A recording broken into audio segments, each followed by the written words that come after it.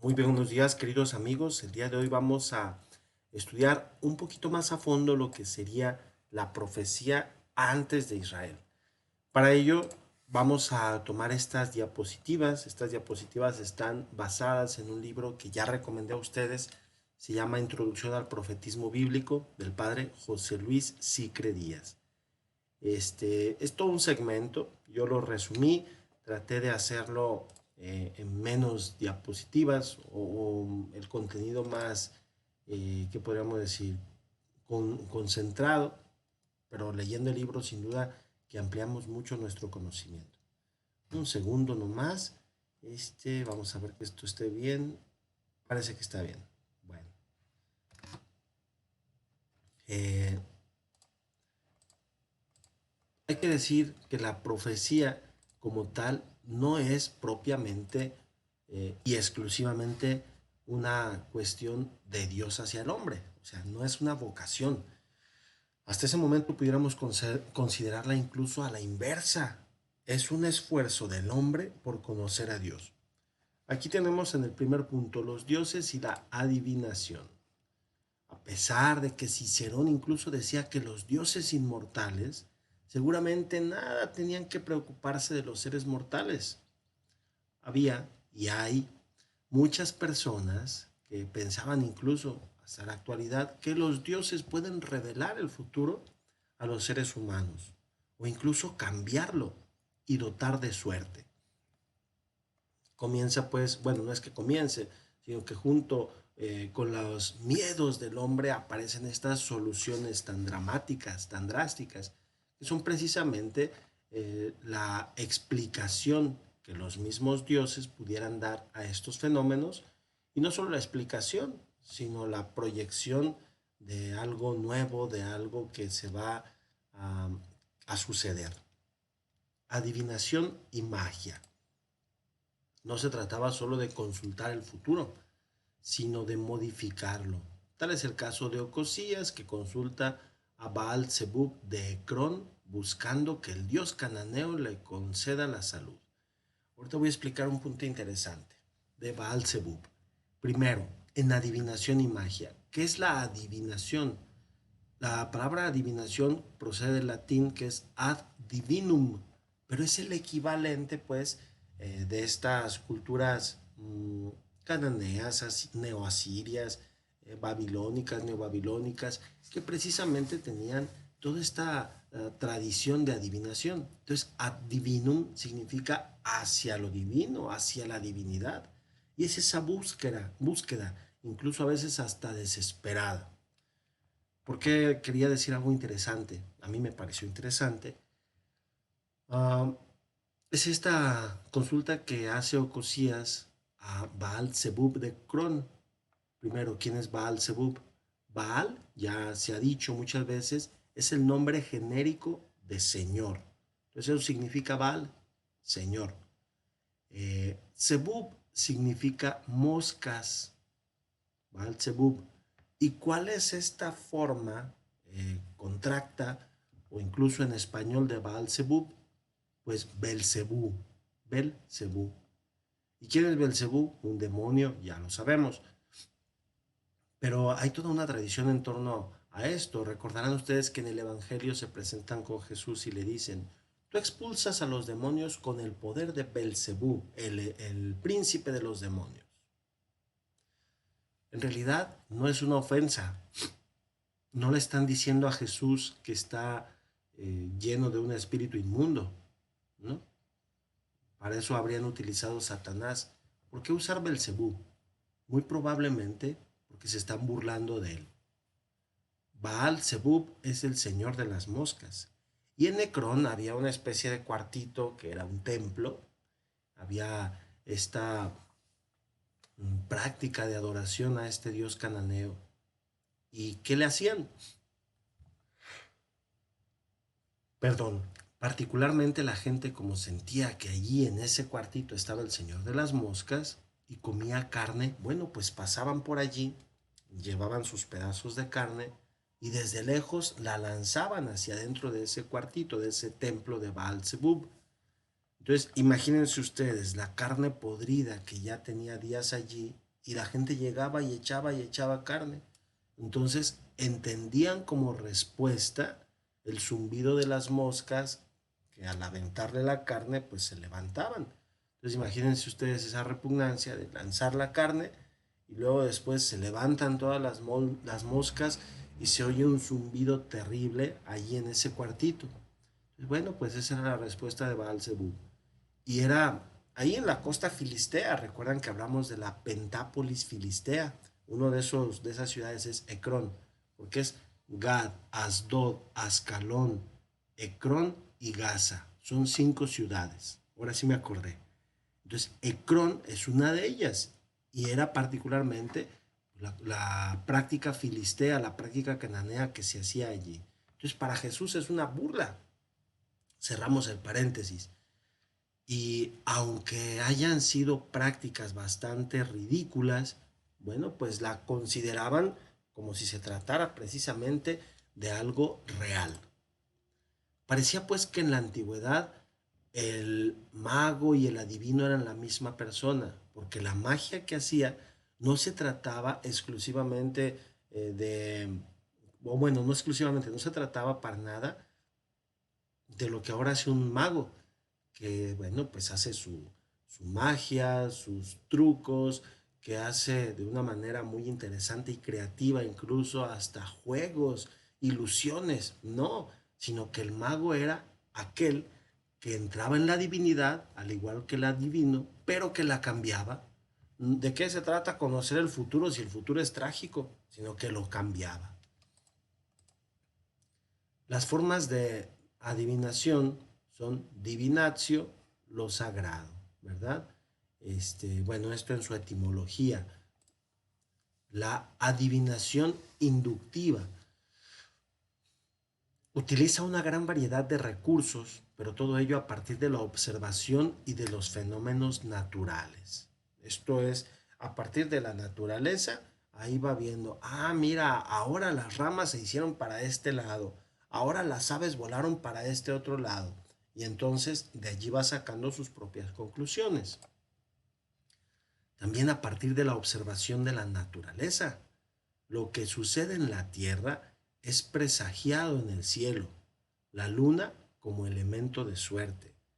Isaías 47:13 dice, que se levanten y te salven los que estudian el cielo, los que observan las estrellas, los que pronostican cada mes lo que va a suceder. Ahí está, una práctica que aparece hasta cierto punto velada dentro de la escritura, pero no tan velada porque era bastante común. Otra manera de adivinación era pues observar el viento sobre las copas de los árboles, cómo se movían, qué hacían y de ahí sacar sus deducciones. Dice en 2 Samuel 5:24, cuando sientas el rumor de pasos en las copas de las moreras, lánzate al ataque, porque entonces el Señor sale delante de ti a derrotar al ejército filisteo.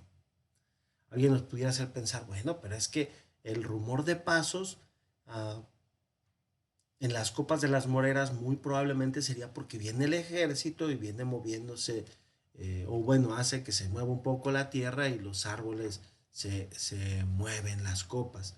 Podría ser esto también, sin embargo, es más probable que se trate de esta práctica adivinatoria porque efectivamente dentro de esta superstición que existía en los pueblos cananeos y también en Israel, no hay que excluirlo, bueno, pues estaba que al moverse el aire en las copas de los árboles, bueno, pues iba a causar una clave, bueno, no una clave, sino iba a ser propicio para el ataque, ¿o no?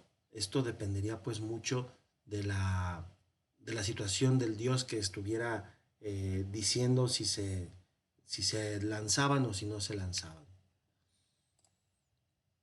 Un puesto importante sería la encina de Moré, que aparece en Génesis 12:6 y siguientes, Deuteronomio 11:30, que sería precisamente la encina de los adivinos.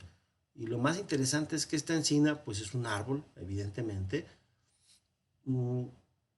pero la relevancia que tiene es de que ahí se acercaban a consultar. Entonces, Esto sin duda que crea pues algo de expectativa, como para decir, algo sucedía allí, no estaba, ¿cómo se dice?, presentada por casualidad, no es algo, ¿cómo podríamos decir?, meramente un monumento, sino que era un lugar de práctica adivinatoria. También se daba la adivinación a partir de la observación de los animales. Mm, la cultura helénica entre los griegos se observaba a las serpientes y a otros animales como signo de prosperidad o desgracia. Ciertos animales en su comportamiento, sin siquiera alterar el comportamiento de ellos. Pero que la serpiente hizo eso. ¿Por qué la serpiente? Recordarán ustedes que en el libro del Génesis leemos en la creación, la serpiente era el más astuto de los animales. Pues en esas culturas, ¿verdad? Griega, siria, egipcia, sobre todo egipcia, la serpiente era un animal sabio. Entonces, al ser un animal sabio, cuando ellos observaban a la serpiente hacer algo, pues esto servía como de referencia para hacer o dejar de hacer cosas. Una cuestión muy interesante que a lo mejor alguna relación tuviera con esto, la observación de los animales, es precisamente las ratas. Alguien dirá, ¿qué tienen que ver las ratas aquí? Mucho. Cuando hay temblores, cuando hay o cuando van a suceder desgracias marítimas, muchos los animales son los que empiezan a actuar y es muy común ver las ratitas huyendo, ver corriendo, pues, ¿verdad? A un lugar seguro. ¿Esto por qué? Muy probablemente porque alcanzan a advertir la desgracia que se avecina. Se dice que cuando fue el tsunami, mm, ese por acá de Asia, pues cuando iban algunos turistas en los elefantes mismos no querían avanzar hacia una zona donde los llevaban, porque iban montándolos pues los turistas a los elefantes, y no querían avanzar. Entonces decían, bueno, pues ¿por qué no avanzan? ¿Qué está sucediendo? Pues estaba sucediendo que algo los animales estaban percibiendo. Con esto con esto yo no digo que los animales tengan sabiduría, que los animales conozcan para nada, pero muy probablemente en su instinto, que Dios los dotó de un instinto tan perfecto, ellos se encuentran quizá un poquito de, ¿qué podríamos decir?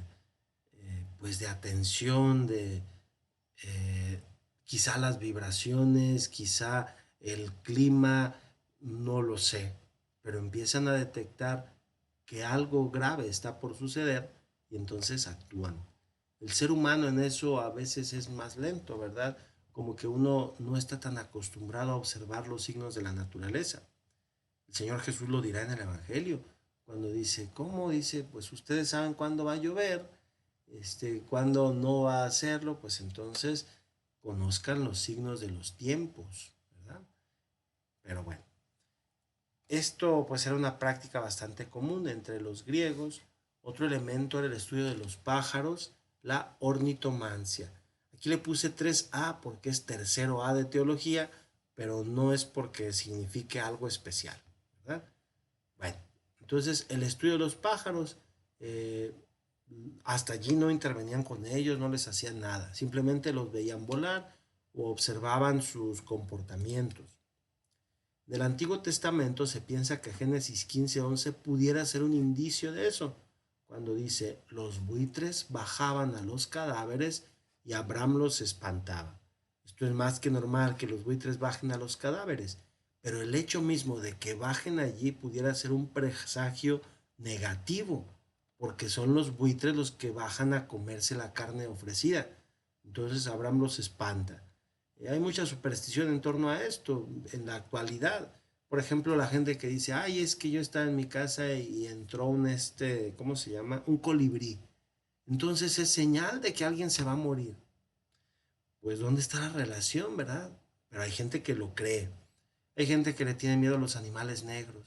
Ahí viene un pobre zanate, un tordo o algún pajarito negro y le tienen odio porque trae maldad, trae mala suerte. Un gato negro no se diga. Bueno, pues en ese sentido ya sabemos que desde la antigüedad existía este tipo de superstición. Después, a partir de los sacrificios, y ahora ya está la intervención, lo principal era la observación de las entrañas de un animal sacrificado, llamada aruspicina. ¿Qué era esto? Bueno, la aruspicina junto con la hepatoscopía van a ser prácticas muy antiguas. Esto abrían un animal, particularmente un ganso, un pato, y una vez que lo abrían, revisaban sus intestinos, y al revisar sus intestinos, entonces veían si realmente Dios estaba con ellos o no. Era una práctica bastante extendida. Parece que en Ezequiel 21-26 aparece como una costumbre babilonia. A ver si puse la cita. No puse la cita. Vamos a ver 21-26 y ahorita vemos en internet una imagen de la aruspicina. Sí. Hay que decir que efectivamente en estas prácticas se abría al animal, ¿verdad? Y lo que se buscaba precisamente era ver qué quería Dios, qué quería la divinidad mostrar. 21-26.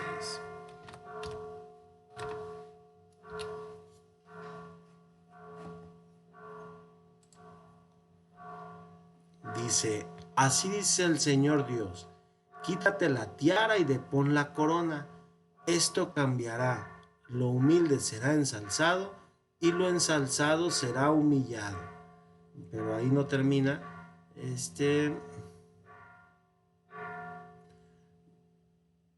Bueno, sí, aquí está la continuación, pero no sé cómo le puedo dar el siguiente. A ver. Ah, no. Entonces sí es en el 26, pero aquí estaba la otra cita. Si ustedes se fijan aquí abajo, aquí está. Dice, para ver qué dicen los presagios, ha agitado las flechas, ha consultado a los terafín y ha examinado el hígado de la víctima. Examinado el hígado de la víctima. A ver si podemos encontrar una imagen. Aruspicina.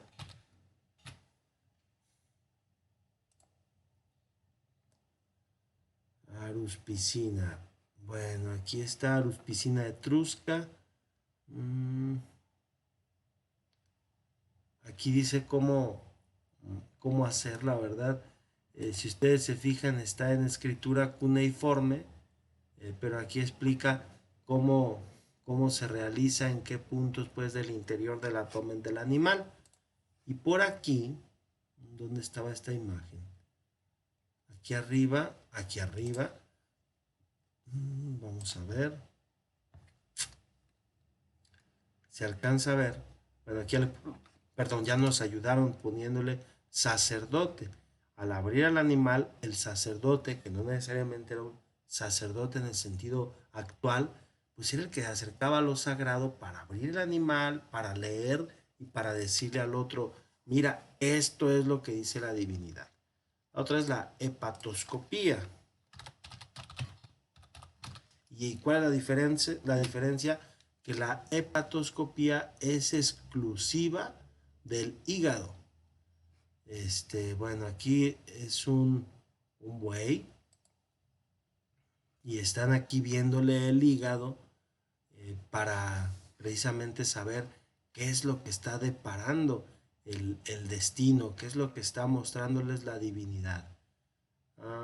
Dejen ver, es que había una tradición, ¿cómo se llama? Egipcia, con las aves. Bueno, aquí hay otro estilo, pero una tradición con las aves y particularmente se representaba entre los egipcios con los gansos. Bueno, aquí no aparece mucho. No. Terafim. Bueno, que eran precisamente las formas de adivinar. Bueno, no. ¿Dónde está? Esta a lo mejor pudiera representarnos, ya no es tan antigua, la imagen probablemente es mitológica y normalmente eran aves a las que les abrían el abdomen y entonces buscaban qué es lo que quería decirles Dios allí. Evidentemente que en la actualidad esto ya no nos, aquí está, ¿verdad? Esto ya no se nos hace como muy eh, bonito, muy práctico, pero bueno, en el momento así lo consideraban. Bueno, aquí está eh, el aspecto del hígado, lo revisaban esto para ver qué es lo que quería decir su divinidad, qué es lo que les quería mostrar. Bueno, ahí está. Y probablemente esta cita de Ezequiel es la que mostraba esto de la hepatoscopía. También la observación de la llama, la flama de fuego, su forma, su color, la que se llamaba capnomancia. A veces se ofrecía incienso con esta intención exclusiva, la libanomancia. Entonces era una serie de superstición de cosas exageradas. Otra que era la observación de algunos líquidos, el agua como instrumento revelador, la hidromancia. En un botecito ponían piedras o pedazos de madera, un poco de agua, se agitaban en círculos y luego se interpretaba el resultado. Otra forma era poner unas gotas de aceite en agua y otras de agua en aceite, lecanomancia. De los círculos resultantes se obtenía la información de los dioses. Mediante diversos instrumentos, copas, flechas, bastón, dados, varitas, y dentro de Israel, pues los urim y los tumim, y el efod. Pues todas estas prácticas eran prácticas adivinatorias. La cuestión está en que dentro de Israel lo hacían delante de Dios y decían, te lo vamos a poner a ti, Señor, y tú nos vas a decir. Recordarán ustedes que cuando los apóstoles quieren sustituir pues a Judas, dicen, bueno, pues vamos a sustituir a aquel que traicionó al Señor. Y entonces, dice, hicieron oración, echaron suertes. Ahí está. Echaron suertes, pero después de hacer oración era como los dados, era como, pues sí, buscar la forma para después ya elegir al sucesor de Judas. Génesis 44:5, el robo de la copa de adivinación que le hacen pues a José en Egipto, encontrada en el morral de los hermanos de José. En Ezequiel 21:26, cuando Nabucodonosor baraja las flechas, es la llamada velomancia. Es esta misma cita, ¿verdad? En la que decimos que se barajan las flechas, revisa pues el hígado de los animales. El bastón, Oseas 4:12. No se sabe bien el procedimiento, pero al parecer se ponían al centro amontonadas los bastones y luego se dejaban caer y una vez en el suelo pues se adivinaba. Esto aparece en Oseas 4:12. Los dados, también llamada cleronomancia, no se usaba con motivos triviales, sino para cuestiones más serias. Una cita la tenemos en Josué 7:17-18, el uso de los dados.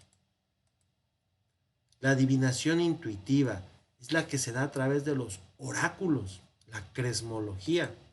Los oráculos son profecías. Me dijo el Señor que va a suceder esto. Entonces ya algo muy concreto. Revelaciones. La oniromancia, en manera directa de la manifestación de Dios. Oniro a través del sueño, ¿verdad? Que se presentaba en culturas mesopotamia, persa, egipcia, griega, a través de sueños. Y no es que no se haya revelado Dios a través de estos elementos, sí que lo hizo.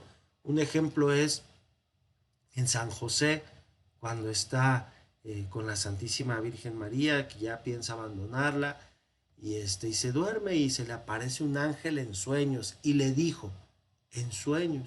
Entonces, no hay problema con la forma de la adivinación o con la forma del encuentro con Dios. El problema está si realmente había encuentro con Dios en este tipo de adivinación, en este tipo de profecía. La necromancia, esto es algo bastante negativo, es la consulta a los muertos, necros. En Segunda de Reyes 21:6, la creencia de que los muertos tenían poderes sobrenaturales.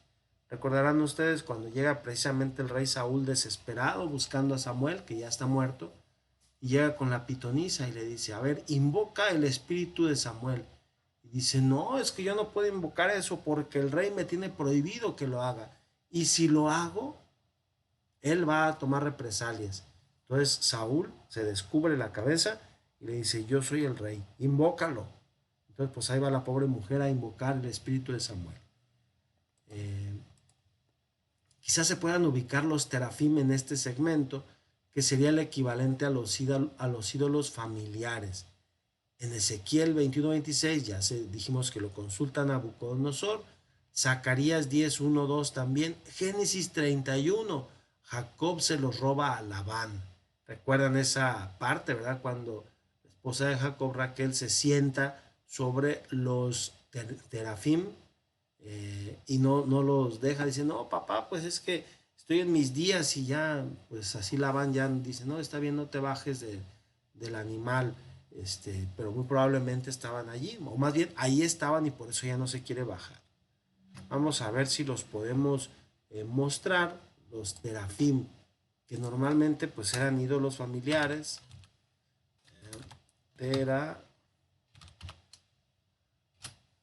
Terafim. Ahí están los idolillos familiares, ¿verdad? Estas pequeñas piezas que ya tenían pues los judíos, incluso los cananeos, como una especie de superstición, precisamente para que hubiera garantía de prosperidad para el pueblo. Dejen ver si encontramos terafim cananeos.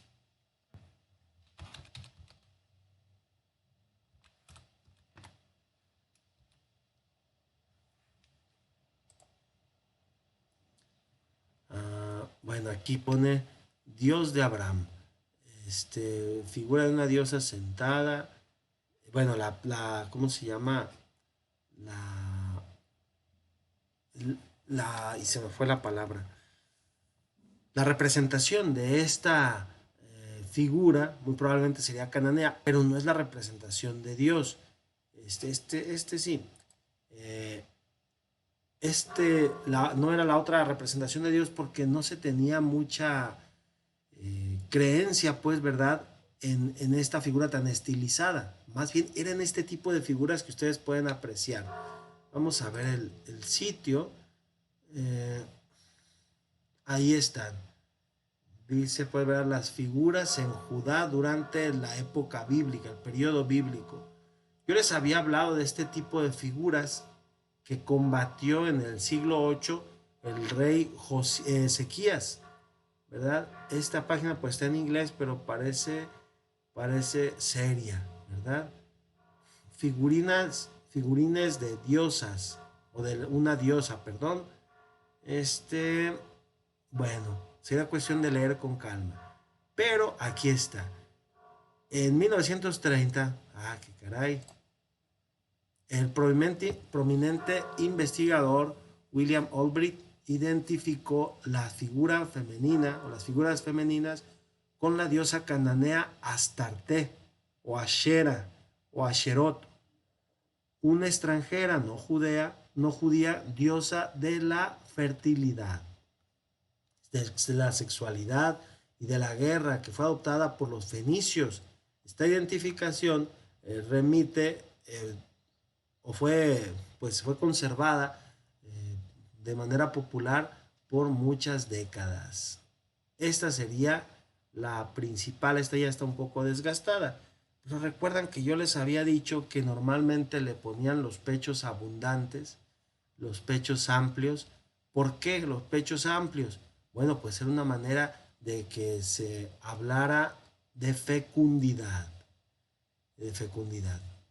En esta imagen, vamos a ver si ahí está.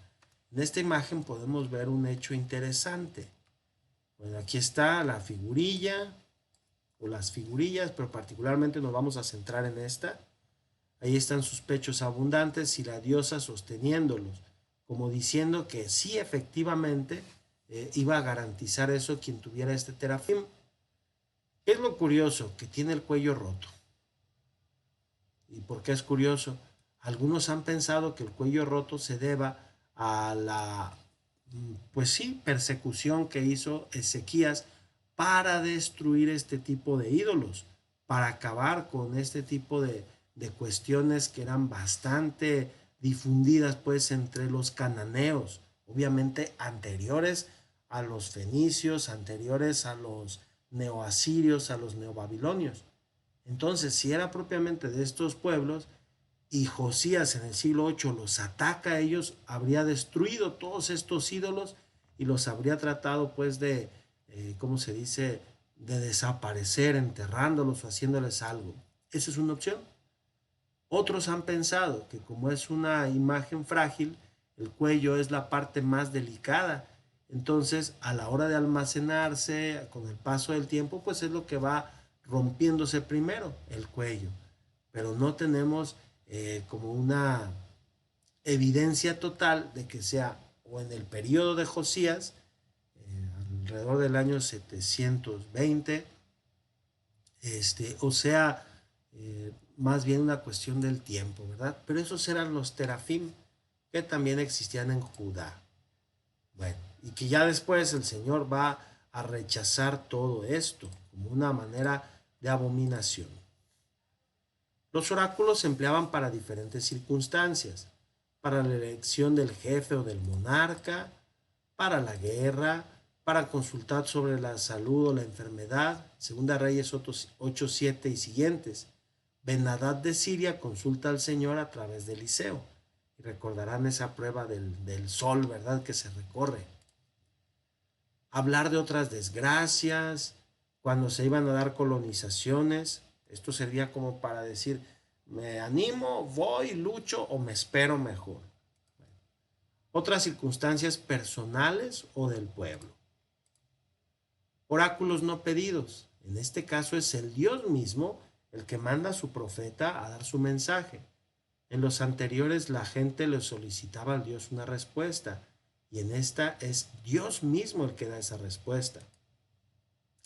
Aquí terminaríamos esta presentación, pero hay otra presentación que es la que yo quería poner a ustedes antes, solo que aquí estaba con detalle lo de las prácticas de adivinación.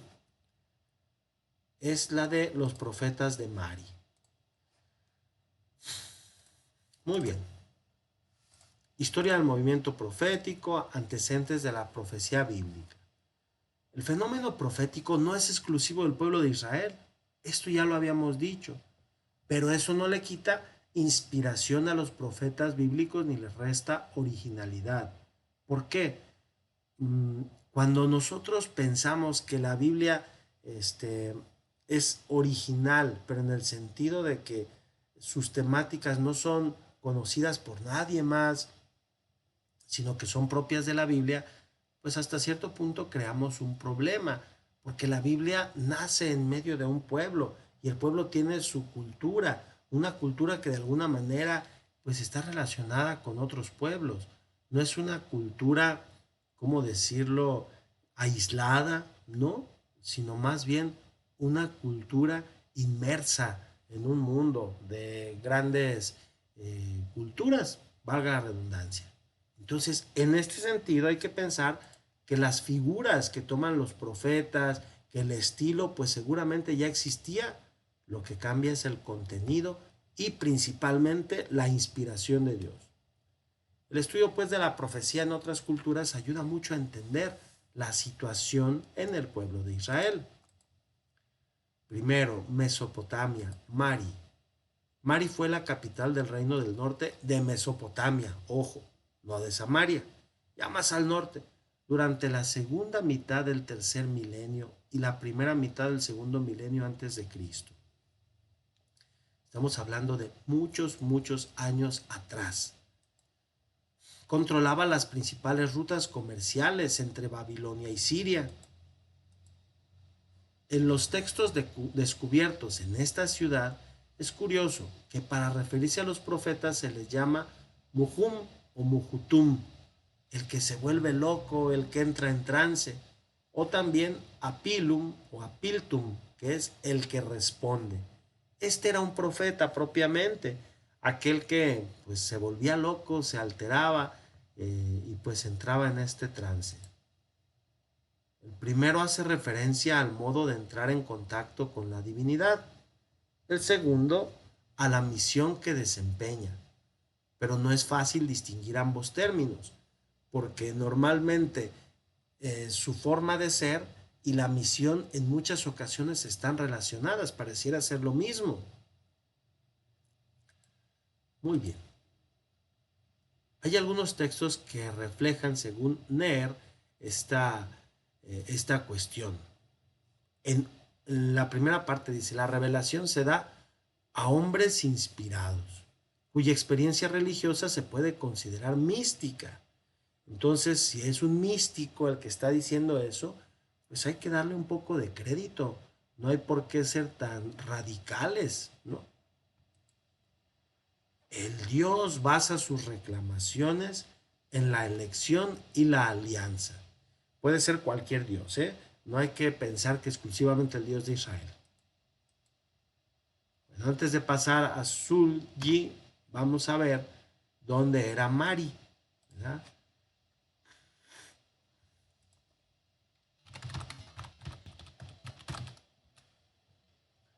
Bueno, ya lo habíamos visto.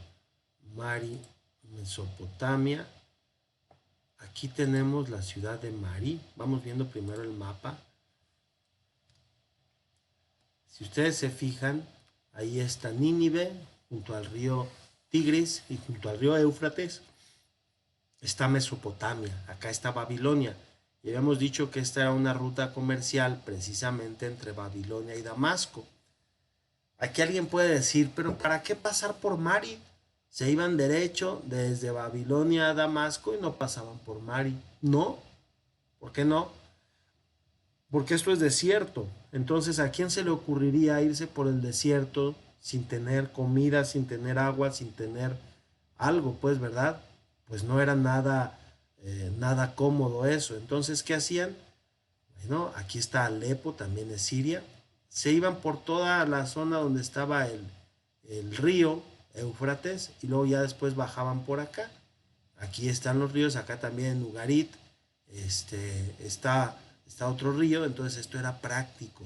En las rutas comerciales normalmente buscaban que estuvieran cerca de los ríos o donde hubiera agua, precisamente para poder tener garantizado este sustento, este líquido durante el camino.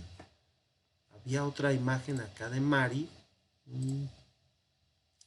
Sí, parece que esa también en su momento fue la ciudad de Mari, una ciudad fortificada, la gran capital del Reino del Norte. Aquí está precisamente el río, ¿verdad? El río Éufrates, que pasa por allá por Mesopotamia. Bueno, ahí está. Esta era Mari y era allí donde surge la profecía de Israel. Aquí hay unas ruinas de Mari, dice, ruinas de la antigua Mari.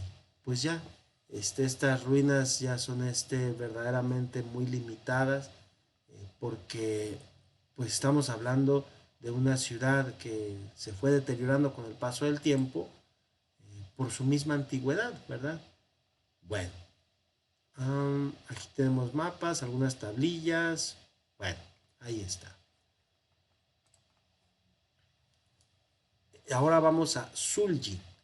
Sulgi es un rey. Y este rey fue el segundo rey de la tercera dinastía de Ur.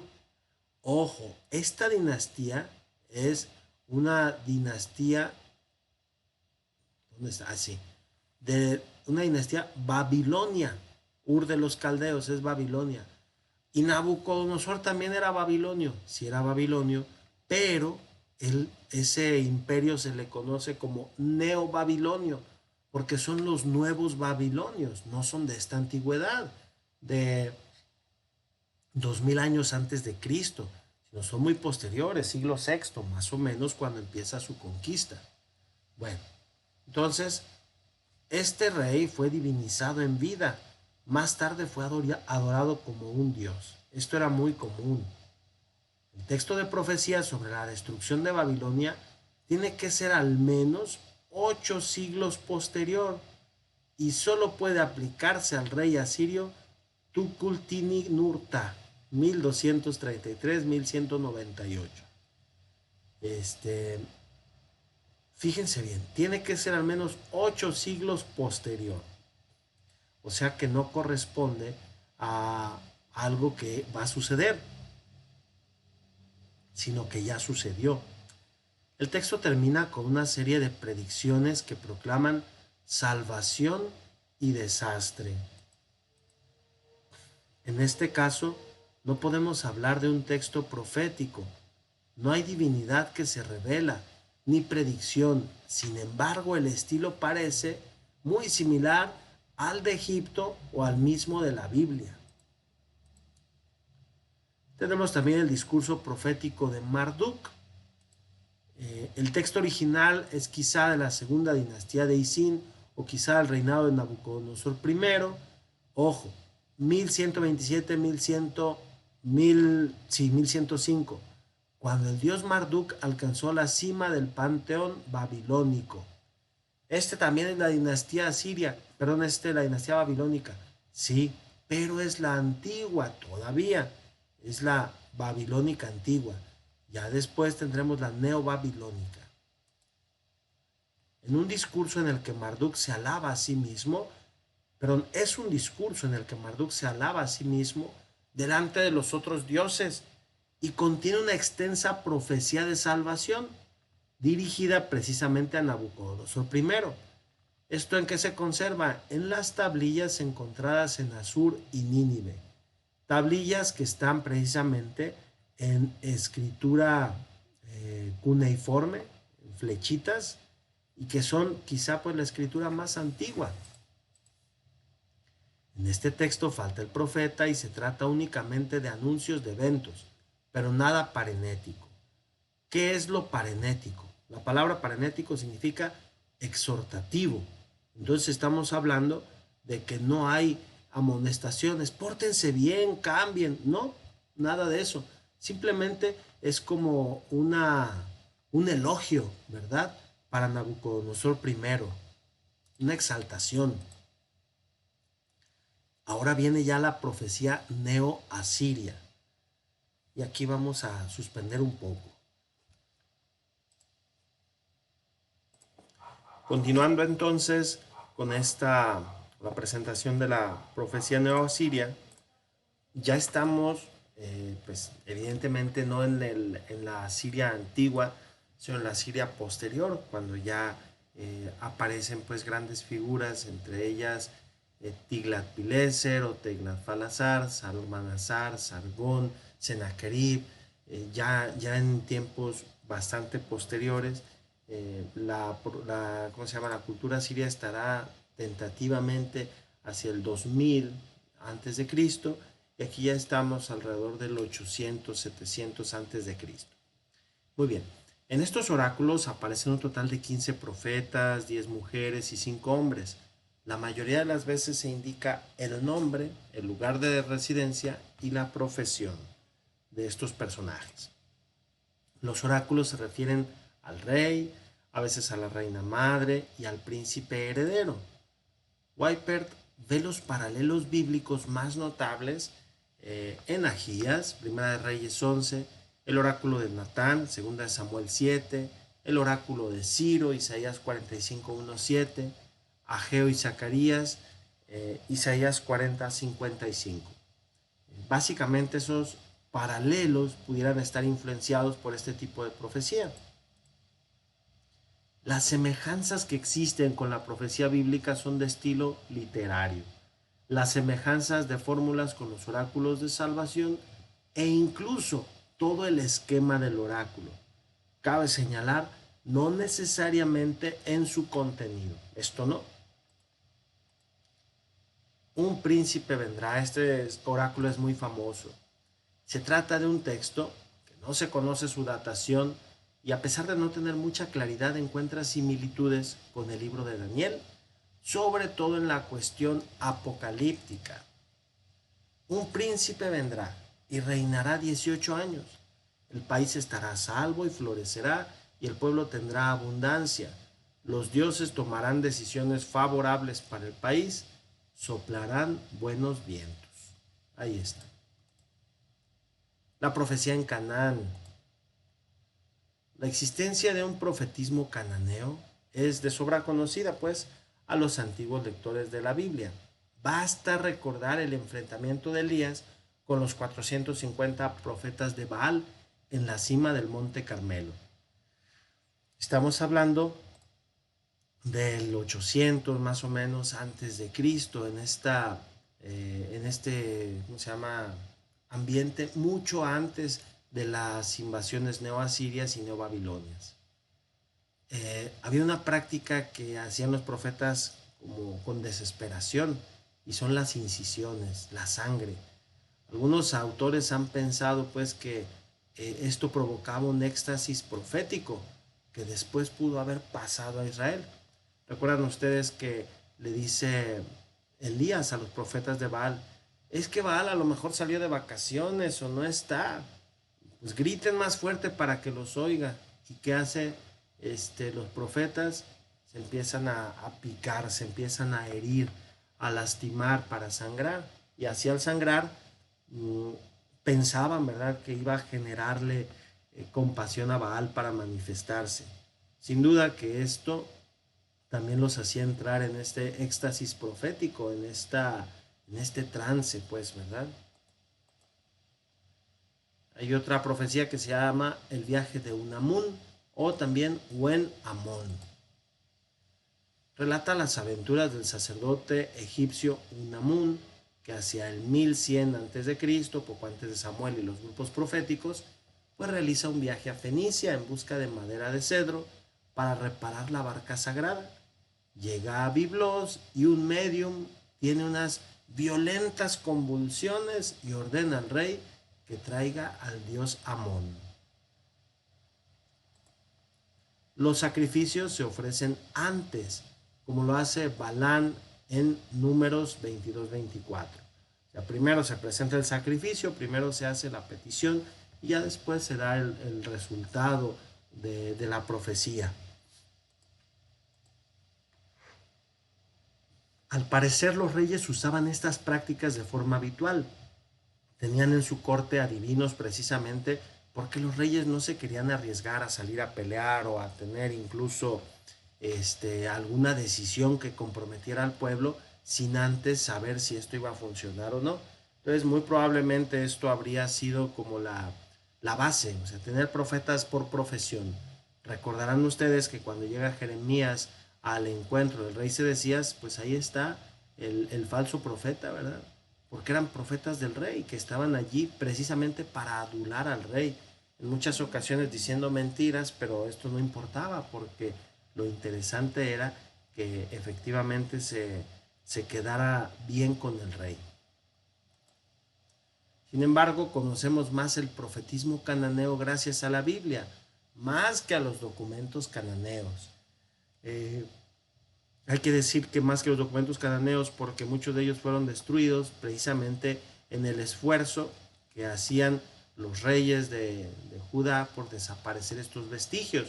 Pero en la Biblia queda esto escrito precisamente por la idolatría del pueblo de mantener estas tradiciones vivas que eran más bien prácticas paganas cananeas. Aparece también la estela de Saquir. Se encontró en Afis, a 40 kilómetros de Alepo, y se publicó en el siglo XX. Se refiere a sucesos ocurridos hacia el 805 a.C. El rey Saquir, amenazado por una coalición de otros 7, invoca a su dios Baal Shamaim. Shamaim o Shamayim es cielos, y Baal señor. Entonces, al señor de los cielos, que aparece en Jeremías 7:18. Por medio de los videntes y adivinos obtiene un oráculo favorable. Hay que recordar también que critica Jeremías a una señora que le llama, no recuerdo si es señora de los cielos, creo que sí, y pareciera, pues, ¿verdad? Uno dice, pues es la Virgen María. No, era precisamente un culto pagano que se tenía. Vamos a ver la cita Jeremías 7:18. Esta cita es bastante interesante. Jeremías 7:18.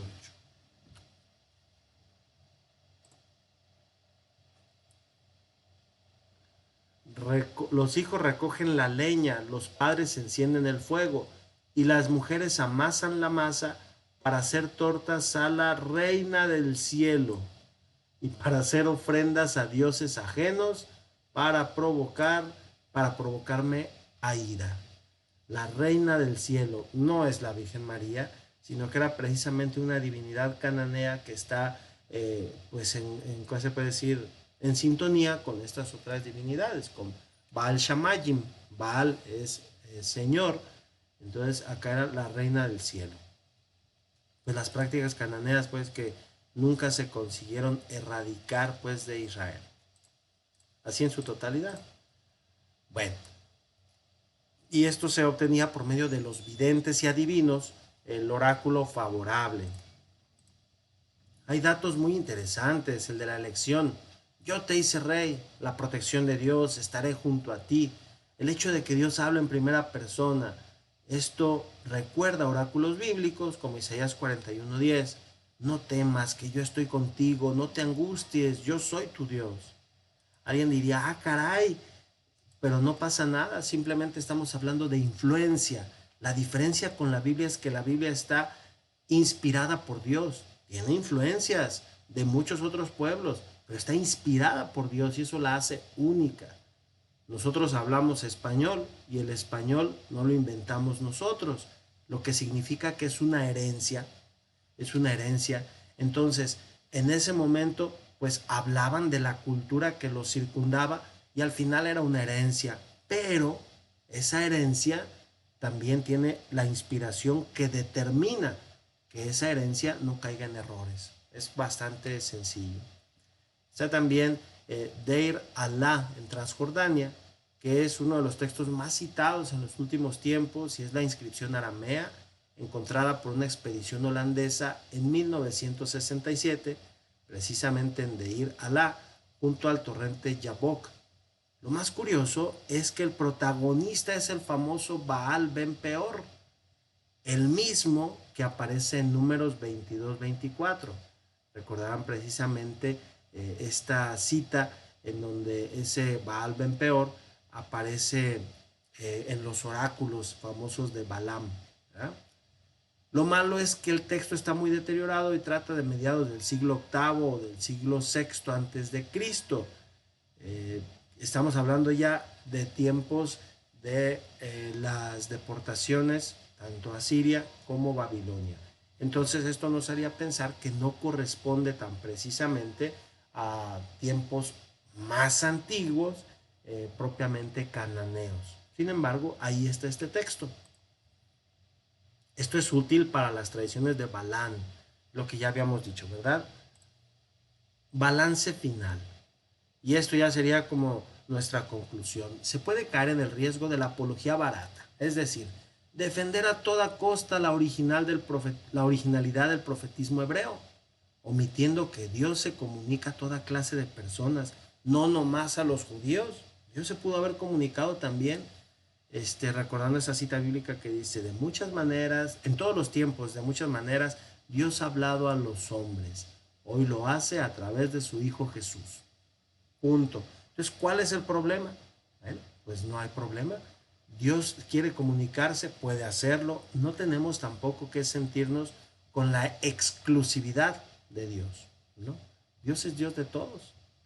Lo más sensato es admitir, pues, que la profecía de Dios se puede remontar a Mari y a Canaán, aunque más tarde los profetas hebreos se distancien de ella.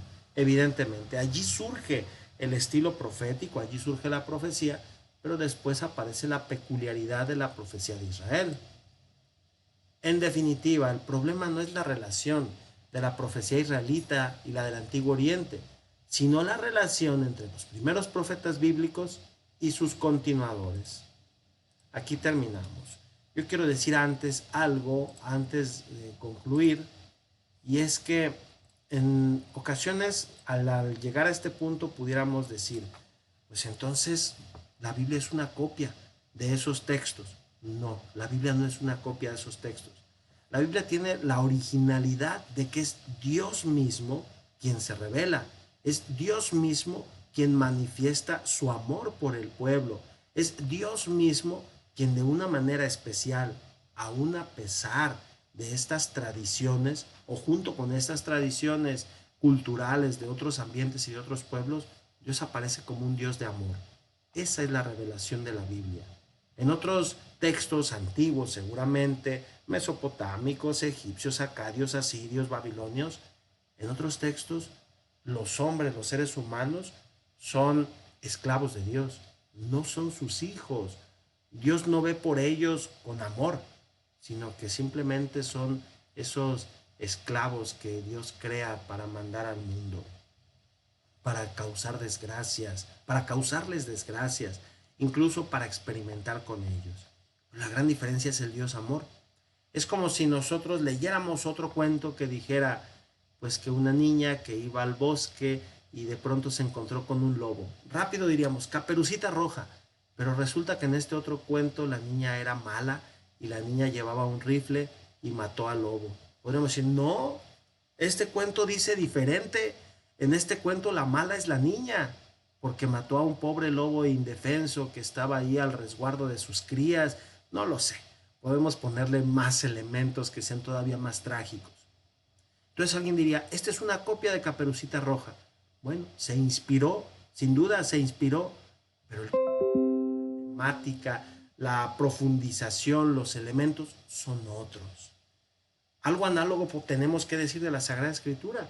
Sin duda, efectivamente, hay influencias, pero se distancian porque al final la Biblia va a querer revelar siempre el mensaje de Dios. Por otra parte, negar categóricamente y decir, no, en los otros pueblos no hubo profecía, en los otros pueblos no hubo revelación de Dios, es limitar a Dios, es decirle a Dios, solamente aquí puedes revelarte. Y eso tampoco es justo, tampoco es correcto. Con esto terminamos nuestra clase. Dios les bendiga y que tengan un excelente día.